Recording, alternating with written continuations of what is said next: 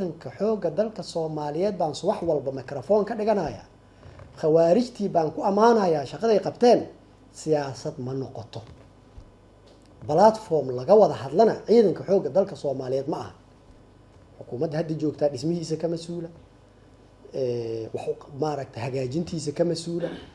dagaalka hadda la jiro policygiisa dawladda hadda jirtaa ka mas'uula khawaarijta sida loola dirirayo intii hadda soo qabanayna waa lagu soo guuleystay waa lagu soo caanamaalay maanta amniga muqdisho ku noosha saraha dhaadheer oo kafeega lagu wada cabayo amniga magaalooyinka dhan ka jiro wiilka furunta jiro sababtiisa ay ku jiraan muqdisho sidaan ma ahaan jirtay fursadda khawaarijta loo diiday ku jiraan dadka qaarkood waxay ku leeyihiin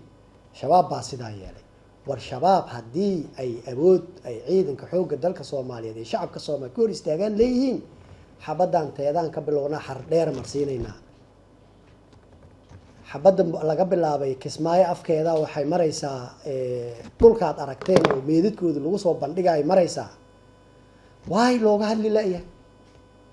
ma la yiraahdo shabaabku maxay isku celin waayeen ilaa waqtigaas dagaalan ku jirnaa dagaalkan ku jirno qof walba safkeeda inay cadeysataa la rabaa subax walbana ma rabno anaga ciidanka xoogga dalka Soomaaliyeed iyo askariga furunta jooga in laga mashquuliyo Facebook iyo mikrofoonada saaxiibada siyaasadeed ee raba inay dawladdaani dhaleeceeyaan umuur kale oo tiro badan u furan wiilkaasi furunta joogo mid mucaaradna ma yaqaano nin fuxaafadna ma yaqaano hooyo Soomaaliyeed iyo gabar Soomaaliyeed iyo oday Soomaaliyeed iyo wiil Soomaali sharafkiisu difaacaya inta sharafkooda la difaacaya ku jirtid idinka suuragal ma ahan marka inaad ku eedeysaan dawladda iyo maaragta idinkoo ku xumeynaayo siyaasiyiinta hadda jirta wax qabadkeeda idinkoo ku xumeynaayo ciidanka xoogga dalka Soomaaliyeed iyo sharafkooda waxaan abiil soo jeedinaynaa inaan lagu la siyaasadna laga dhigan policy guuda laga hadli karaa waxyaabo badan oo laga hadli karaa jiro haddii saaxadii idinku soo yaraatay oo wax kale oo laga hadla tiro badan la soo waayay waagii dhan wax qabad lagu soo wada xiray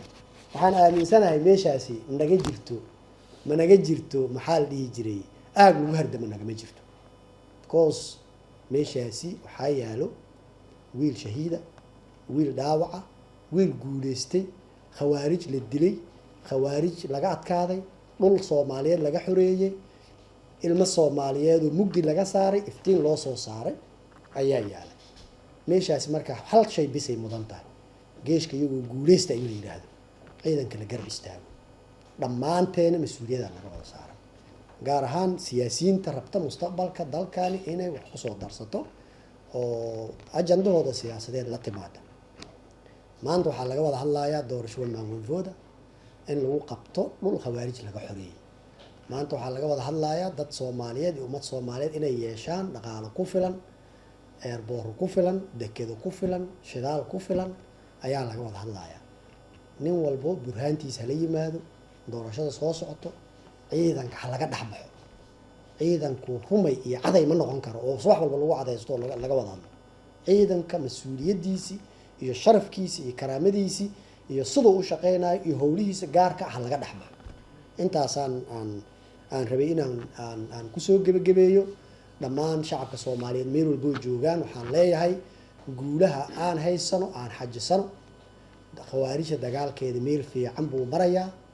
guulo waaweyn baan gaarnay 2 sano waa waxa laga wada hadlaayo dhulka inta la eg lagu xoreeyay ajandiyaasha intaas la eg lagu xaqiijiyay ciidanka intaas la eg lagu tababaray dhulka intaas la eg xarumaha intaas la eg amisom looga la wareegay intaas waxa hareero socdo maalin walba howl maalmeedkii wasaaradda iyo talisku ay qabanayeen hareero socdo waajibaadka intaas la eg way ku soo guuleysteen waxaan rajaynaynaa mustaqbalka dhow inaan goobo cusub iyo aagag cusub inaan ka wada hadalno iyadoo la xoreeyay